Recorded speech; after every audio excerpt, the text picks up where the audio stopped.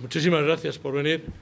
Y yo lo que voy a tratar de hacer va a ser, bueno, pues decir qué es esto y cómo empezó esta cosa de hacer un libro sobre la Agenda 2030, tratando de, bueno, de ponerla en su sitio. Bueno, que es algo que podría dar para un seminario, y que de hecho la verdad es que llevamos bastante tiempo metidos en este charco de la Agenda 2030. Todo empezó más o menos con un grupo, hay algunas personas que están aquí, de un pequeño grupo que formamos José Ramón y otros amigos en un foro de debate. Empezamos a hablar y a debatir. A José Ramón le invitaron a dar una conferencia y los señores de Luz de Trento nos propusieron hacer un seminario para ver qué había detrás de la Agenda 2030. Y así es como empezó. José Ramón y yo nos sentamos y nos preparamos el tema y nos dedicamos a estudiar en profundidad qué era esto de la Agenda 2030, que era una obra realizada por la ONU en forma de un informe que tenía 17 objetivos con 169 metas y 232 indicadores mundiales de seguimiento. Y nos sentamos, nos pusimos a ver qué era aquello, nos lo estudiamos en profundidad y empezamos a descubrir algunas cosas que nos llamaron la atención. Bueno, de momento, gracias a Luz de Trento, montamos un seminario de 9 sesiones con 18 conferencias. La Agenda 2030 tenía 17 objetivos, pero como José Ramón y yo hicimos un bachillerato antiguo, sabíamos que 17 no era divisible entre 2 y entonces pusimos un capítulo más, que eran los orígenes de la Agenda 2030. Así tocábamos a 9 cada uno y podíamos explicar cómo había surgido la Agenda 2030 y los contenidos de la Agenda 2030. Nos pusimos a trabajar sobre esto y de pronto empezamos a tratar de ver cómo había surgido la Agenda 2030 y descubrimos que nos pusimos a buscar si había antecedentes conocidos de la Agenda 2030, y lo que descubrimos es que el hombre de vez en cuando tenía unas tentaciones, y además históricas, que consistían en tratar de cambiar las cosas que el hombre no puede cambiar. Es decir, tratar de enmendar la plana a lo creado y de paso a su creador. Y nos metimos a ver esto siendo conscientes de que estas tentaciones siempre llevan a resultados bastante poco prácticos. Entonces nos metimos a tratar a ver cuándo de verdad había habido antecedentes de esto y bueno, descubrimos que efectivamente había habido unos antecedentes que colocaban a la agencia, a la Agenda 2030, la colocaban en su sitio, porque estaban vendiendo esto de la Agenda 2030 como algo muy moderno y algo reciente y algo que venía de la ONU y de los organismos colaterales, y de pronto descubrimos que esto de la Agenda 2030 pues realmente era razonablemente antiguo, porque los principios los encontramos en el Génesis capítulo 3, cuando la serpiente tentó a Adán y Eva y les dijo que si comían de la fruta del árbol de la ciencia del bien y del mal, pues serían como Dios. Y se lo dijo a Eva. Y Eva de pronto vio que el árbol era bonito y que estaba bien y que la fruta tenía buena pinta y comió. Entonces la cosa venía de antiguo y la verdad es, bueno, pues vamos a meternos por aquí, y nos metimos por ahí y de pronto descubrimos que claro, que Dios había castigado a Adán a comer el pan con el sudor de su frente y claro, a Adán no le quedó más remedio cazando animales, y después de cazar animales pues descubrió que esto de ir detrás de los animales, aparte de peligroso, era cansadísimo, y entonces se dedicó a cultivar la tierra y inventó la agricultura, con lo cual aquello era una cosa tremenda, y vimos que realmente lo que el hombre se había dedicado a hacer a lo largo de toda la historia era crear riqueza. Bueno, básicamente lo que vino a ocurrir es que descubrimos que mientras el hombre se había dedicado a crear riqueza, la ONU lo único que decía era que lo que había que hacer era cambiar los sistemas de financiación existentes en el mundo y dedicarse a hacer donaciones como un camino para resolver los problemas que tenía planteados el hombre, en el hambre y en todo lo demás. Pegamos unos cuantos brincos a lo largo de la historia y nos llegamos hasta el siglo XVII con la ley de pobres en el Reino Unido, y unos años después Malthus, con el malthusianismo, escribió un libro que se titulaba Ensayo sobre el principio de población, y que venía a decir que, bueno, que como los alimentos crecían linealmente y el hombre crecía exponencialmente o geométricamente, estaba clarísimo que el hombre no iba a caber en la tierra y además iba a pasar hambre. Y entonces, bueno, esto dio lugar a varias cosas curiosas, como por ejemplo, la ley de pobres en el Reino Unido, y ya los principios, o sea, primero ya era un planteamiento global, el hablar de los peligros de la humanidad. Ya la cosa se iba a parecer a lo que íbamos a ver pues, cerca de 2 siglos después. Hablar en nombre de la humanidad para salvar a la humanidad. Bueno, pues vimos eso y vimos que la consecuencia fue curiosísima, porque se dio pie a la ley de pobres de 1843, que al final lo que venía a decir era que lo que había que hacer era que los hombres, los hombres no capacitados, pues lo que tenían que hacer era ser atendidos por el gobierno y llevarlos a lo que se llamaban workhouses, que eran una especie de guetos, donde 4 categorías de guetos: los guetos para los ancianos, los guetos para los niños, los guetos para las mujeres sin discapacidad y los guetos para los hombres sin discapacidad. Y bueno, y esto es un poco lo que ocurrió hasta mediados del siglo XIX. Pero quiero leerles algunas cosas, por ejemplo, qué es lo que pasó a mediados del siglo XIX. A mediados del siglo XIX y principios del XX, el malthusianismo, que se había quedado parado más o menos en los años 30 del siglo XIX, renace a finales del siglo XIX y surge el neomalthusianismo. El neomalthusianismo estaba orientado al control y la disminución de la natalidad. Primer objetivo. Segundo objetivo, fomento de la independencia de la mujer y reducción de la natalidad, sobre todo en las clases pobres. Bueno, sin embargo, lo que ocurrió es que donde se redujo la natalidad fue en las clases pudientes, como de costumbre, ¿no? Porque para las familias proletarias los hijos eran la mano de obra más fácil de conseguir y poder colocarla en trabajos agrícolas o en fábricas o algo por el estilo. Por cierto, el proletario viene de prole. Y estábamos hablando de aumentar la prole, y aumentaba no como querían los neomalthusianistas, sino como querían los que estaban sufriendo estas circunstancias.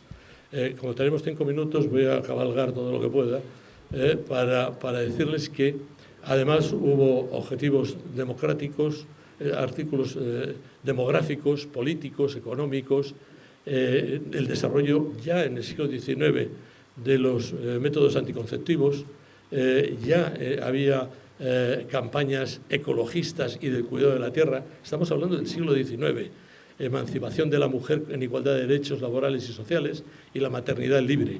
Es decir, que esta cosa moderna, de pronto resulta que se estaba desarrollando, que se había desarrollado siglo y medio antes. Con lo cual éramos bien capaces de desmontar algo que no tenía ningún sentido. Esto que se había ocurrido comienza el siglo XX, y el siglo XX es más de lo mismo pero globalizado. Los que estaban hablando de estas cosas de la filosofía de género, etcétera, etcétera, todo el tema del hambre, la igualdad, la demografía, todo esto, de pronto hay una guerra mundial, la Primera Guerra Mundial, y Rockefeller, junto con el presidente Wilson y los 14 puntos del presidente Wilson, empezaron a hacer planteamientos iniciativas globales sobre lo mismo. Es decir, sobre los límites al desarrollo, las diferencias sociales, la reingeniería social y la defensa de la naturaleza, y también las políticas con los países menos desarrollados.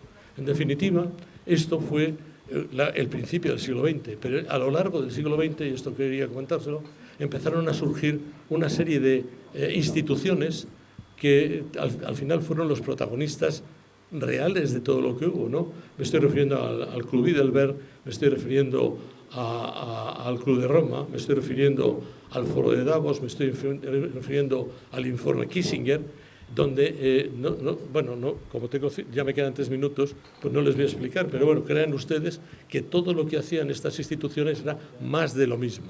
Más de lo mismo. Concretamente, al final, por ejemplo, el informe Kissinger es un informe que tenía como objetivo fundamental el desarrollo de los abortos, porque se consideraba en la época que los países pobres, que eran muy potentes en demografía, podían resultar una amenaza estratégica para el desarrollo de las exportaciones de Estados Unidos. Obama, aquello se frenó, pero Obama lo volvió a resucitar, y Hillary Clinton se dedicó a diseñar cómo había que hacer esto del aborto, del desarrollo del aborto, en qué países había que desarrollarlo y cómo había qué planes de aborto había que implantar en cada uno de esos países dependiendo de las circunstancias de cada uno. Básicamente, lo que quiero decirles es que a lo largo del siglo XX se desarrollaron estas instituciones hasta llegar a la ONU. La ONU fue el último de los protagonistas, que lo único que fue, y huele a eso, huele a recoger todo lo que se estaba desarrollando sobre el nuevo orden mundial, y se acaba la Segunda Guerra Mundial, se constituye la ONU en la nueva fórmula, y en lugar de dedicarse a evitar las guerras, se dedica a desarrollar los planes decenales de desarrollo, porque estaban llegando, como consecuencia de la descolonización, estaban llegando nuevos países. Al principio de los 60 empezaron a llegar 17 nuevos países y había que integrarlos, y empezaron a hacer planes decenales de desarrollo. Hicieron el primer plan decenal de desarrollo de los años 60, terminan los años 60 y descubren que aquello no había sido lo que ellos querían, o dicen eso, al menos la Asamblea General dice que aquello no era lo mismo que ellos querían, y montan el segundo plan decenal de desarrollo para la década de los 70. Se acaba la década de los 70, se reúne la Asamblea General y dicen, tenemos que hacer más de lo mismo. Y montan otro plan decenal con los mismos objetivos que hemos visto que se habían hecho en el siglo XIX y principios del XX, y tampoco. Se llega al final de la década de los 80, no les entro en detalle, pero básicamente, de nuevo, llegan a la conclusión de que no es suficiente y que hay que hacer, en ese caso ya, el plan de desarrollo del milenio, y con los objetivos ya no son objetivos del plan de desarrollo, pero empiezan otro tipo de objetivos, como los objetivos del milenio o los objetivos de desarrollo sostenible, de lo que va a hablar José Ramón, después de que yo le dije que les llevo a ustedes un par de cositas más.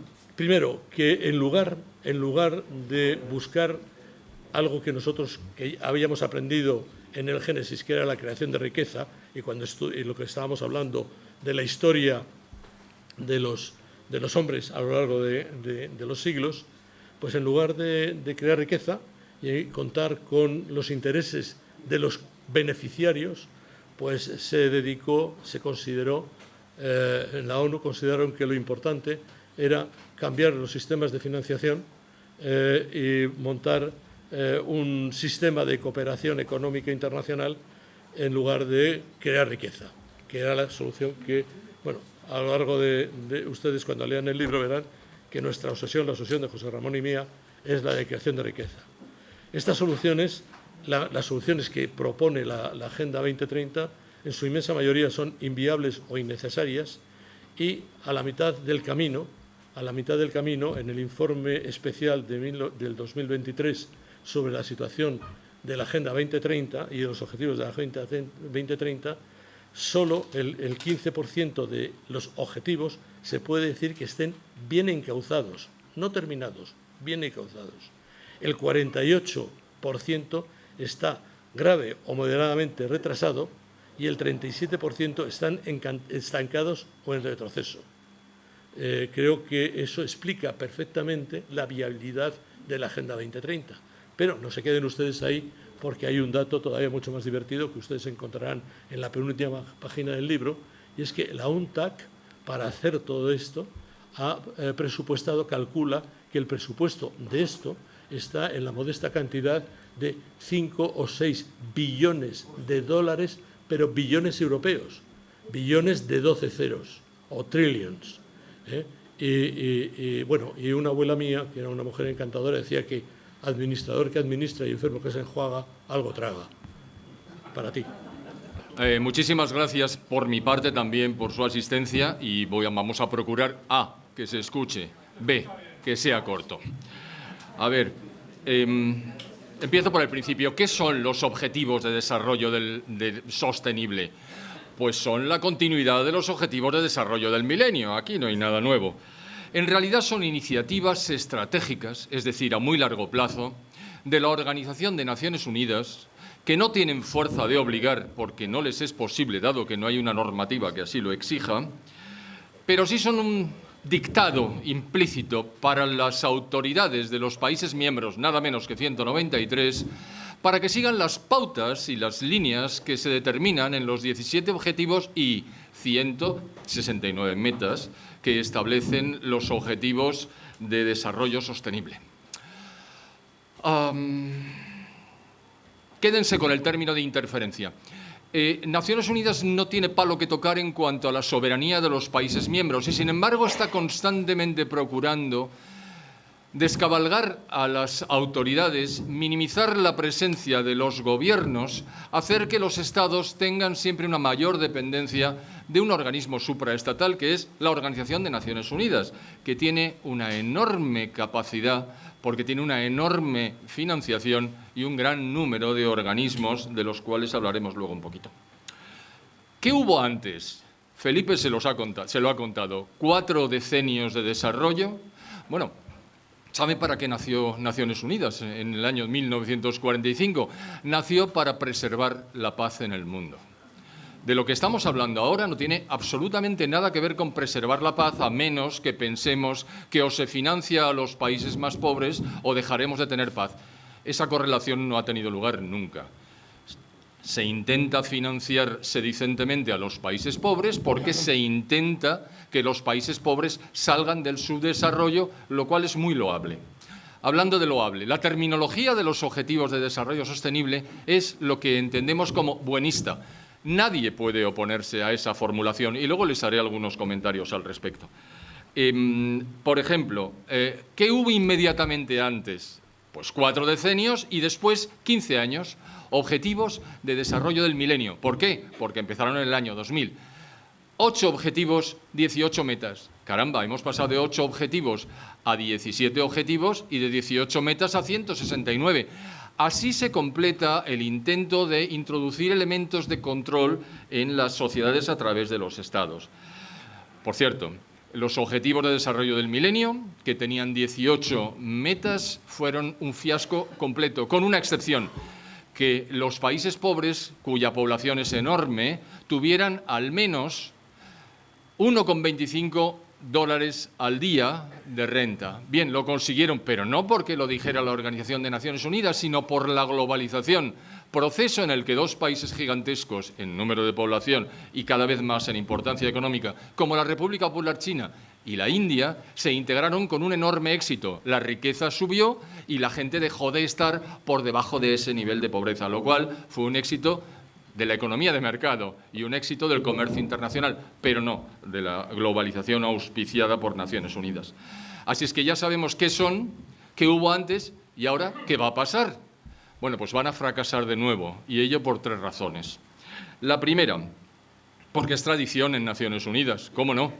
Miren, desde 1945 ha habido 75 guerras o conflictos graves. Van a acertar si me dicen inmediatamente en cuántos de ellos Naciones Unidas fue decisivo para alcanzar la paz, porque es muy fácil, en ninguno. En ninguno. Recuerden, el primero, 1948, Israel. El segundo, 1948, incluso antes, 47, Grecia. Ninguna posibilidad. Tuvieron que venir los británicos y los norteamericanos a resolver. Tercero, 1950, la guerra de Corea. Se acordarán, muchos de ustedes se acordarán porque la vivieron. Naciones Unidas simplemente decidió que los Estados Unidos tenían que pelear en nombre de Naciones Unidas para rechazar el ataque de Corea del Norte, que estaba apoyado por un miembro del Consejo de Seguridad, un miembro permanente, que era la Unión Soviética. Así hasta 75. Así es que es una razón por la cual van a fracasar, porque siempre lo hacen. Segundo, porque las instrucciones son idénticas para países distintos. Es decir, están haciendo sugerencias en cada una de las metas que son las mismas para Zimbabue que para Alemania, para Tonga que para China. Esto deriva un poco del procedimiento de votación de la Asamblea General, donde ustedes saben que un país, un voto, a pesar de que un país tenga 1.220 millones de habitantes y los otros tengan 25.000 habitantes, bueno, pues tienen el mismo poder de voto. La organización, digamos, estructural de las instituciones de Naciones Unidas tiene algunos defectillos. El tercer problema, que es el más grave, es, anda, ¿y si tenemos éxito, qué hacemos? Nos tenemos que ir a casa. No, por Dios, esto es lo último. Así es que vamos a procurar no tener éxito, que es lo que vienen haciendo desde el principio de los tiempos. Ya les digo yo que no lo van a tener. El marco en que se están moviendo es complejo, se lo adelanta un poquito. Naciones Unidas se creó con 51 países y con una situación completamente distinta de la que hay hoy día en términos de desarrollo, de importancia relativa, de países del mayor peso político y el mayor peso económico en el mundo. Ahora somos 193, se ha producido la descolonización, hay grupos que votan de consuno en la Asamblea General, por ejemplo, los 57 de la Asamblea Islámica, de la Confederación del Congreso Islámico, todos ellos votan exactamente igual, con lo cual tenemos grupos que no existían en su momento. En un ámbito que ha variado tanto en los últimos 80 años es muy difícil arbitrar una solución. Y además, ¿cómo sabemos que no funcionará? Porque hemos hecho, Felipe y yo, un trabajo forense. Hemos cogido las 169 metas y las hemos desmenuzado para ver si se ajustaban. Bueno, no solo no se ajustan a la realidad, sino que se contradicen entre sí, se contradicen los objetivos entre sí y todo eso consta en el libro. ¿Y para qué sirve entonces? Bueno, sirve básicamente para enriquecer a Naciones Unidas y para diluir la importancia de los países en el seno de Naciones Unidas. Esto es así. ¿Qué pretende entonces la Organización de Naciones Unidas? Básicamente, obtener todo el poder a través de la intervención sin que nadie lo vote, lógicamente. Es algo parecido a lo que ocurre con la Comisión de la Unión Europea. Claro que hay un Parlamento en la Unión Europea, pero las políticas se establecen en el Consejo y las decisiones administrativo-políticas se establecen en la Comisión. Y allí nadie les ha elegido, evidentemente, como ustedes lo saben. Muy bien. Entonces, en el fondo, toda esa intervención, ¿para qué? Pues miren, para lo mismo que ocurre, el tema este famoso del cambio climático, que no me pilla con el pie cambiado, sino que lo conozco un poquito, está básicamente para destruir los países de economía de mercado, desmontando su preeminencia gracias a una energía que existe en estos países.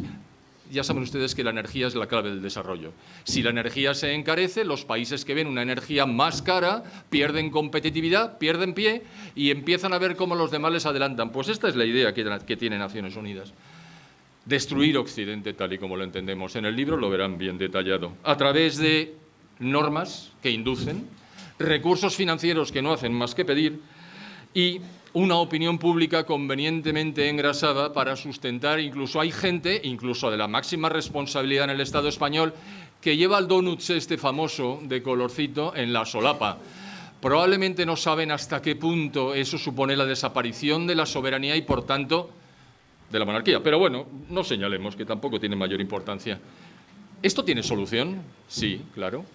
Primero conocer y después dos soluciones, una rápida y una lenta. ¿Cuál es la solución lenta? Ir abandonando los organismos de Naciones Unidas. Eso ya lo está haciendo algún país. Por ejemplo, la UNRWA, que es el organismo que actúa en Palestina, está sirviendo de cobertura para Hamás. Y eso se sabe porque hay miembros de Hamás que trabajaban en UNRWA. No solo eso, debajo de las instalaciones de UNRWA, que es el organismo de Naciones Unidas, estaban las entradas de los túneles y aparecían las lanzaderas de los cohetes. Eso es colusión de intereses entre Naciones Unidas y los terroristas palestinos. Bien, se abandona la UNRWA, se abandona la Organización Mundial de la Salud, que es un muñeco, un pelele en manos de la República Popular China, como sabemos bien, se abandona UNIFIL, que es la misma Organización de Naciones Unidas en el Líbano, de ahí la L, se abandona la... ¿Quién lo ha hecho? La UNESCO. Esto lo ha hecho el presidente de los Estados Unidos. Poco a poco abandonando y dejando de financiar los organismos que quieran acabar con nosotros, acabaremos con esta injerencia. Luego hay una decisión drástica. Yo es que todavía estoy esperando que el presidente de los Estados Unidos tome la decisión. Y es, señores, a partir de mañana dejo de financiar las actividades y ustedes abandonan la sede al lado del río Hudson en Nueva York. Es el 21% de la dotación básica más... El proceso de financiación es muy complejo, aparece en el libro parcialmente, más la financiación en cada uno de los organismos que dependen de Naciones Unidas. Estamos hablando de decenas, si no un centenar, y de centenares de miles de personas los que trabajan, que nos salen carísimos a todos nosotros. Así es que podemos optar por dejar de financiar, estos tienen que ser nuestros líderes políticos, nosotros no podemos, o que alguien deje de financiar las instituciones o que alguien deje de financiar la totalidad del organismo. Y así, muerto el perro, se acabó la rabia. Gracias. Y ahora, pasando de lo general a lo particular, porque estoy en el ámbito del análisis global, es decir, de los fundamentales, de los globales, es decir, de los elementos que conforman este intento de dominación de ese organismo llamado Naciones Unidas sobre los países soberanos. Vamos a entrar en alguno de los objetivos para que vean hasta qué punto esto es inasible. Primer objetivo, lograr el fin de la pobreza. A ver, que levante la mano quien no quiere que se acabe la pobreza. Evidentemente todos queremos acabar con la pobreza. Eso es absurdo. La pobreza es una escala móvil. Es decir, siempre habrá alguien más rico y siempre habrá alguien más pobre. Lo importante no es acabar con la pobreza como tal, que es relativa, sino que todas las personas del mundo obtengan nivel suficiente de ingresos como para permitirse una vida completa y útil. Eso no se hace redistribuyendo neokeynesianos del mundo, socialistas del mundo. Eso se hace generando riqueza, que es lo que ha dicho Felipe anteriormente. Bueno, pues eso es una de las cosas que se dice en el primer objetivo. Objetivo número 2, hambre cero. Claro, ¿cómo es posible que pasemos hambre?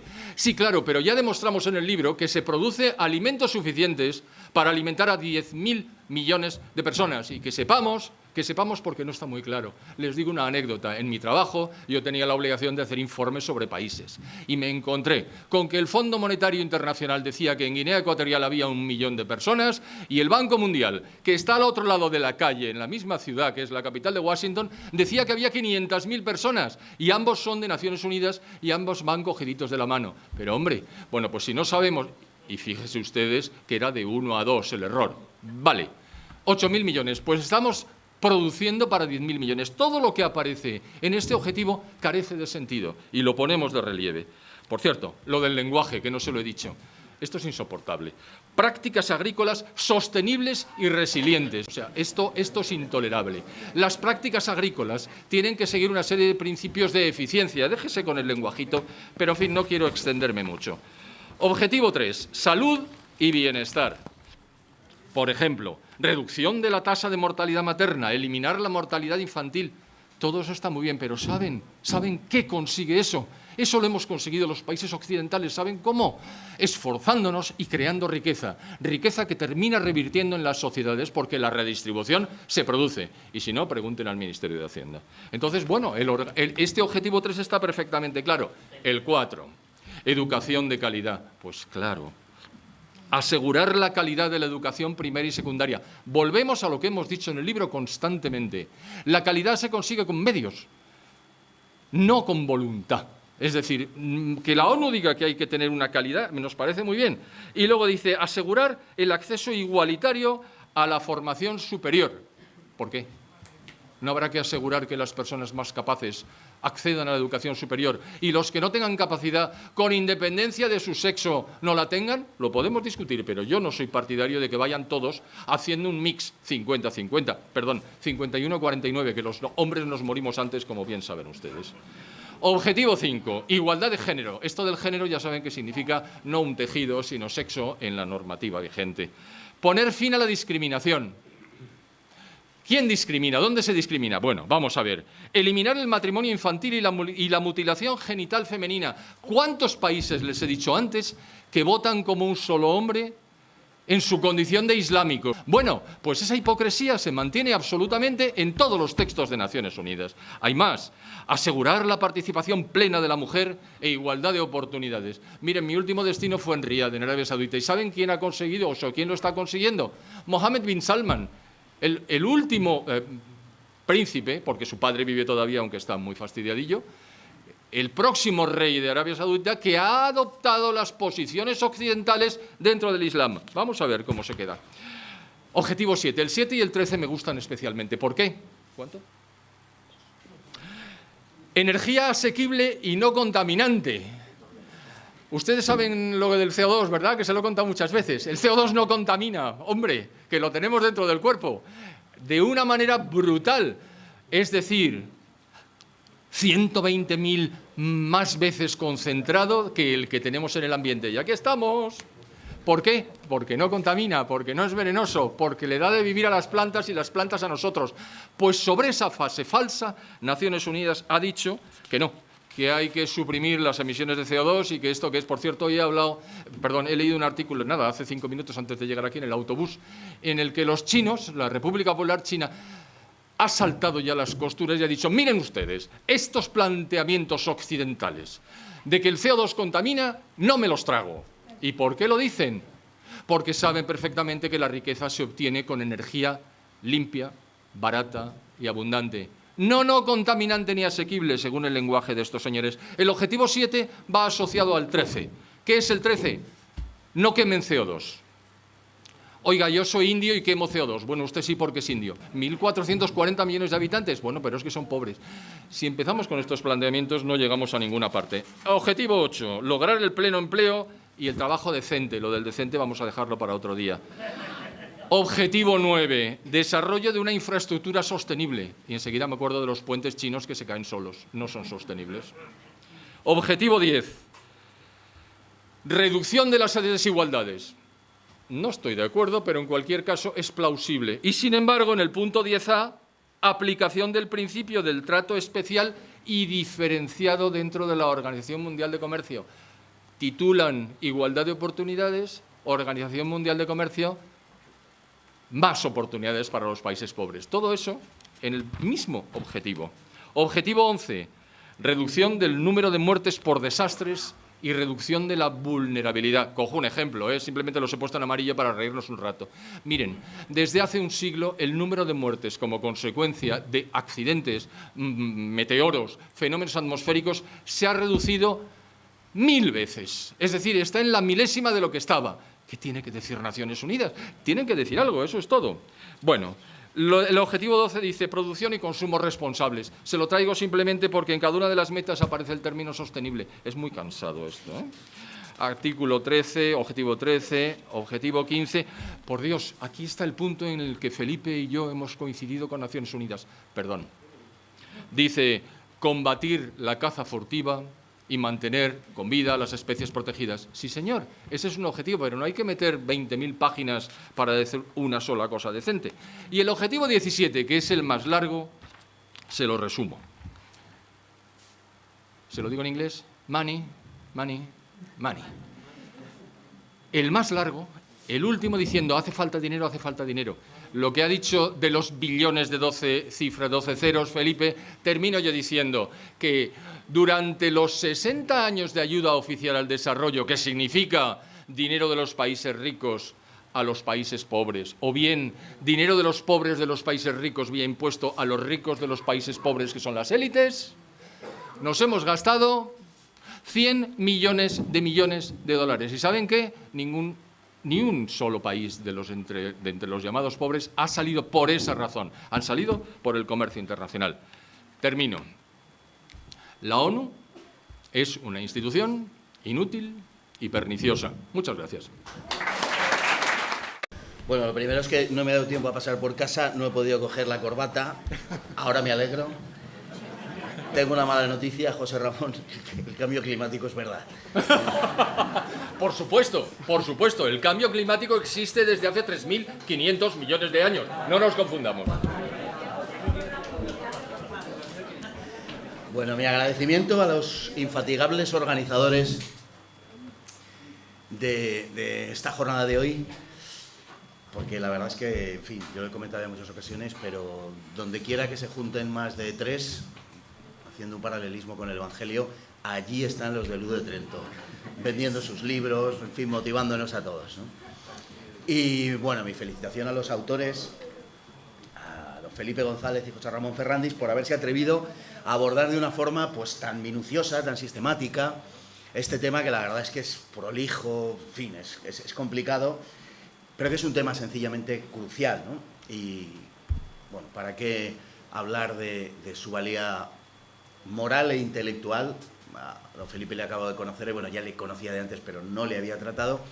Y a José Ramón sí, ¿no? Y en fin, como está delante no diré más de él, pero ya digo bastante con eso, ¿no? Bueno, yo creo que siempre hubo un plan, siempre hubo una agenda, aunque el plan y la agenda no tuviera las cifras de 2030, ¿no? Porque siempre ha habido un plan para someter al hombre y explicarlo desde una dimensión puramente material. Algo de eso nos ha contado Felipe en su intervención. Siempre hubo alguien que nos susurró al oído aquello de podéis ser como Dios, que es el pasaporte más directo para llevarnos al infierno. Lo que pasa es que también ha habido siempre alguien para defender lo que tenemos de humano frente a lo que defienden aquellos que se fijan en lo que tenemos de animal.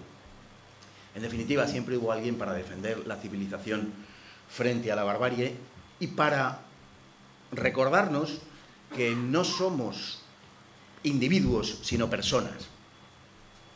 Y esto es esencial, porque lo que quieren hacer de nosotros es individuos. El individuo es solo un elemento diferenciado dentro de un conjunto, sin más atributos. Y la diferenciación no exige pues, ninguna consideración más, ninguna otra cualidad, ¿no? Cada espécimen dentro de un conjunto pues, recibe la denominación de individuo. Y no sé si es excesivo que el ser humano aspire a que lo que se aplica a las cebras del Serengeti, a los rebaños, pues no nos sea aplicado a nosotros. Por eso digo que la individualidad es solo la base sobre la que se construye la persona. La individualidad es insuficiente, es una condición necesaria, pero no suficiente. Lo esencial es que lo consideremos solo como una constatación puramente biológica y no olvidemos que somos también con los demás y, por tanto, lo comunitario forma parte de aquello que somos. Y precisamente porque somos personas, dejadme recordaros aquellas ya casi viejas, en el más noble sentido de la palabra, pero ya casi viejas palabras que nos definen, y es que somos portadores de valores eternos. Pues eso, exactamente eso, es lo que quieren destruir. La destrucción de nuestra cultura equivale a la destrucción de nuestra humanidad. El objetivo es el hombre, que es lo mismo que decir nuestra civilización o que decir la civilización, porque yo me niego a considerar civilización aquella cultura que no se erige sobre el principio de la dignidad humana. Y visto lo visto, no estamos muy sobrados de civilizaciones. El plan que están ejecutando pasa por destruir nuestra identidad, por destruir todo aquello que nos hace hombres, la nación, la libertad, la cultura, la familia, el pensamiento, la justicia, el espíritu, la religión. Por eso no estamos solo ante una cuestión política.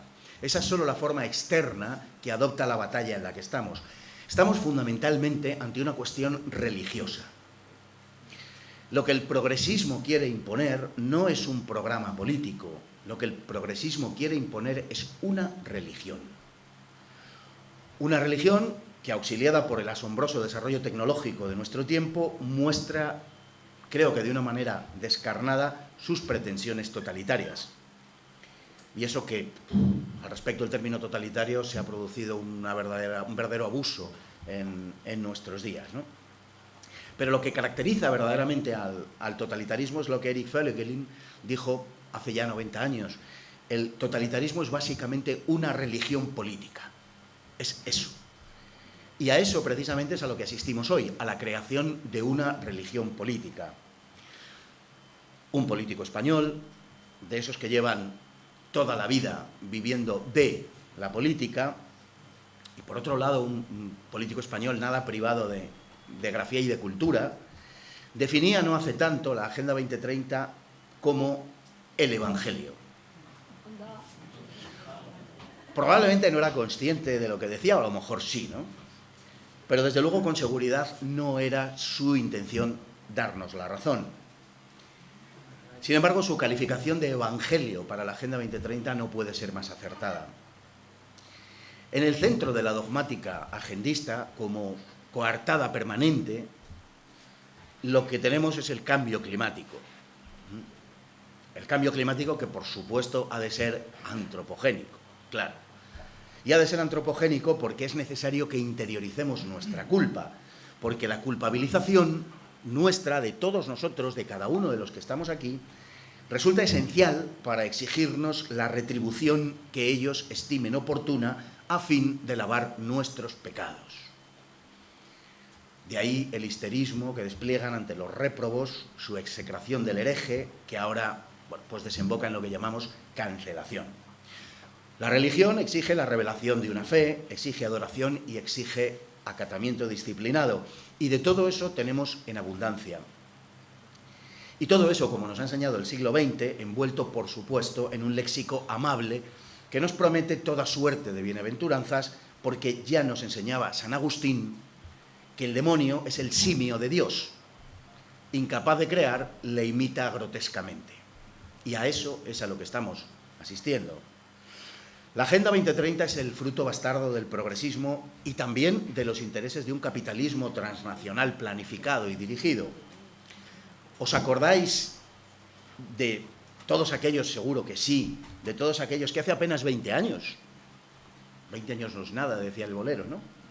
Pues hace apenas 20 años militaban en las filas de esos grupos que se hacían llamar los antiglobalización? ¿Os acordáis de que tenían organizada una verdadera zapatiesta urbana, una verdadera guerrilla urbana que colapsaba las ciudades, que se enfrentaba a la policía de forma extremadamente violenta y que parecía un exasperado grito de protesta contra la injusticia del mundo que estaban construyendo los poderosos? Aquellos antiglobalización estaban en la extrema izquierda. ¿Dónde están ahora? Y pregunto dónde están ahora porque localizándolos nos hacemos una idea bastante precisa de cuál es el corazón del agendismo 2030.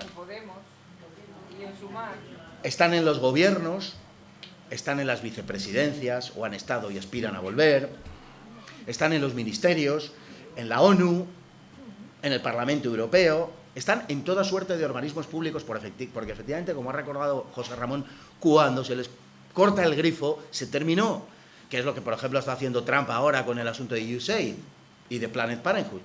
Es exactamente eso.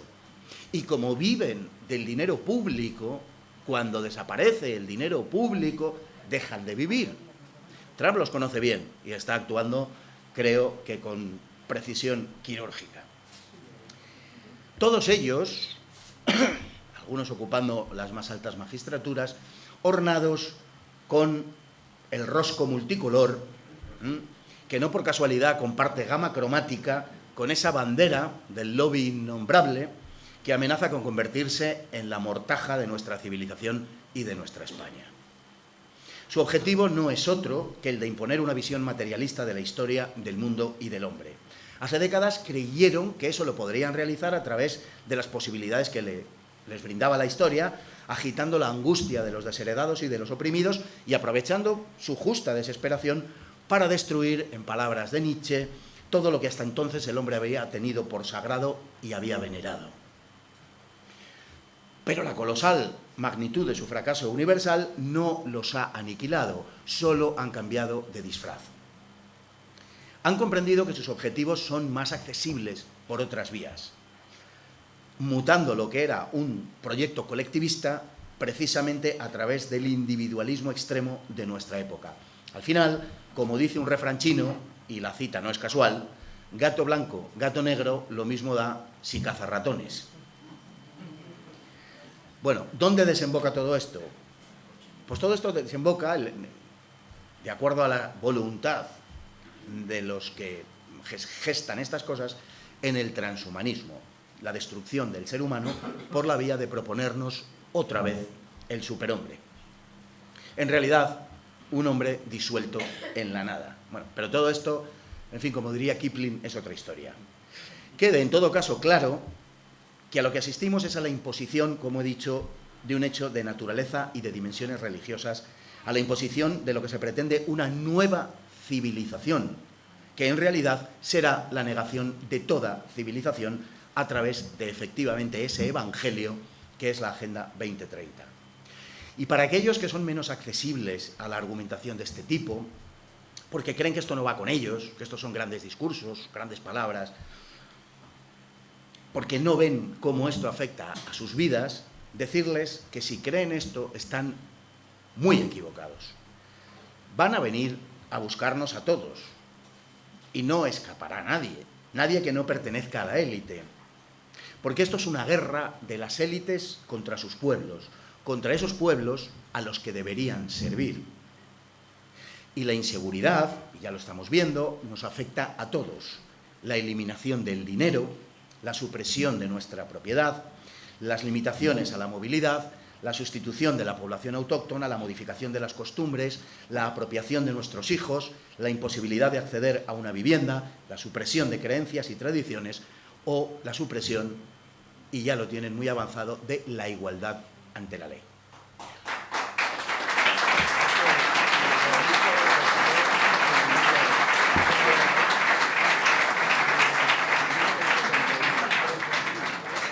Todo eso se está ejecutando ya, y sus ejecutores ya no son, pongamos por caso, los representantes de España en Bruselas, sino los hombres de Bruselas en España. Bueno, ¿creéis que las personas que constituyen estas élites no lo saben? ¿No saben el papel que desempeñan? Por supuesto que lo saben. Y no solo eso, sino que lo que están ejecutando es exactamente lo que quieren conseguir. Hay que decirlo con toda claridad. Los peores efectos que sufrimos a partir de los planes que se están aplicando no son disfunciones de un plan que teóricamente está concebido para nuestro beneficio y que a veces sale mal. No, nos quieren empobrecer. Sí, nos quieren esclavizar. Sí, es lo que quieren. Y os aseguro que esto no es ninguna hipérbole. Bien, si ellos lo saben, entonces ¿qué pasa? Que la gente no se da cuenta, la población, el españolito de infantería, no se da cuenta. Pues digamos una cosa, la historia demuestra que la población, en general, la población siempre sigue al poder. Cualquier época histórica, ¿no? Sigue al poder, le obedece y se somete a él. Y yo no estoy diciendo que eso sea malo. Siempre ha sido así, como digo, no es cosa de ahora, de nuestro tiempo. Esta época, en ese sentido, no es peor que otras épocas. El ciudadano común confía en el poder y es lógico que así sea. Y si me apuráis, es bueno que así sea. El poder es una proyección de la autoridad. Y conocemos la autoridad, todos nosotros conocemos la autoridad, mientras crecemos en el seno de una familia. La idea de autoridad, desde el principio, va unida a la idea de protección, a la idea de amor. Nacemos, como digo, y nos formamos en una célula, que es la familia, que es acogedora, que es cálida, que es protectora, que es amable, que es cariñosa. Nadie espera ser maltratado ni por su padre ni por su madre. Solo de tus padres pues esperas lo mejor, como es natural. E incluso cuando sucede algo desagradable, que no podemos entender porque somos demasiado pequeños o carecemos de perspectiva, pues lo justificamos como algo necesario. Y por lo general, nuestra experiencia nos dice que el tiempo da la razón a esas justificaciones que habíamos imaginado, por las cuales nuestro padre o nuestra madre de vez en cuando nos daba un guantazo o nos castigaba. Y lógicamente, como una proyección de esa autoridad, nosotros tendemos a ver el poder de esa manera y crecemos confiando en esas figuras que son el padre y la madre, el maestro, el policía, el militar, el sacerdote, y creemos en ellos. Todo el mundo, en consecuencia, se resiste a pensar que un presidente de gobierno pueda actuar contra los intereses de su gente, contra los intereses de su pueblo. Nadie puede creer que quien toma las decisiones del poder político vaya a dirigirlas contra su pueblo. No lo podemos creer. De forma natural tendemos a negar a aquel que afirme una cosa así, porque nos parece monstruoso. Claro, lo es.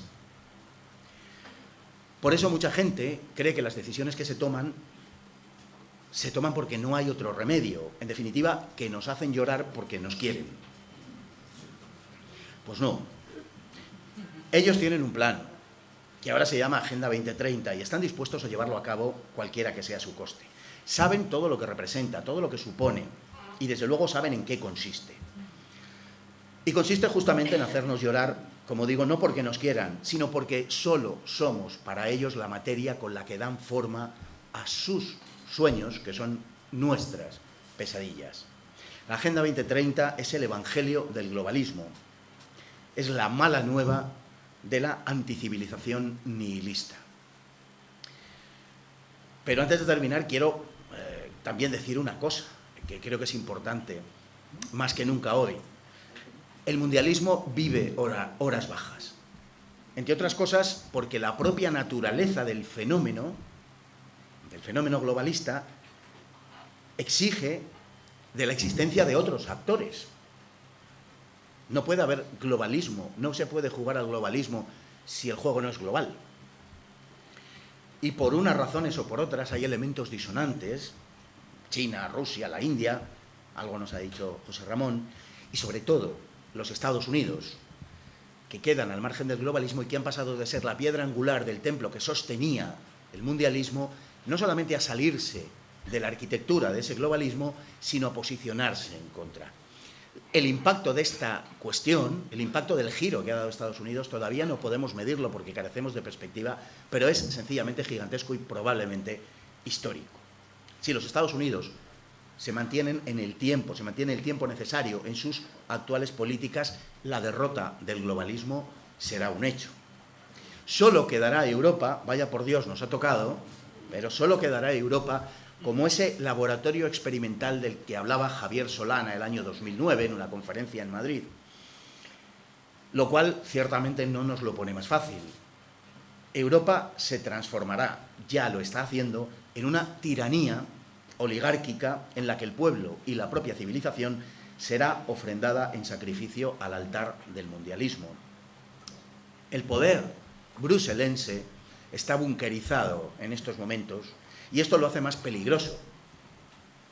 Ya nos están aplicando desde hace tiempo la Agenda 2030 y no tengo dudas de que nos van a apretar más las tuercas. Pero dentro de la ciudadela europea también crece la contestación y la anti-Europa con sede en Bruselas está muy alarmada. La oposición a la Agenda 2030, la batalla contra el globalismo, es al mismo tiempo un objetivo en sí mismo y también la palanca de la que Europa debe valerse para redescubrir aquello que un día le hizo ser la cuna de la civilización, o como decía al principio, la única luminaria de aquello que podemos llamar la civilización. Porque, lo repito, en mi opinión, no hay más civilización que esta. Otras cosas son construcciones culturales. Decía Pío Baroja que lo que no es vino es perfumería. Bueno, pues lo que no se ha edificado sobre el cristianismo es, ni siquiera me atrevería a decir perfumería, es una impostura. El enemigo no se va a resignar. Pegarán duro, pero perderán. Muchas gracias.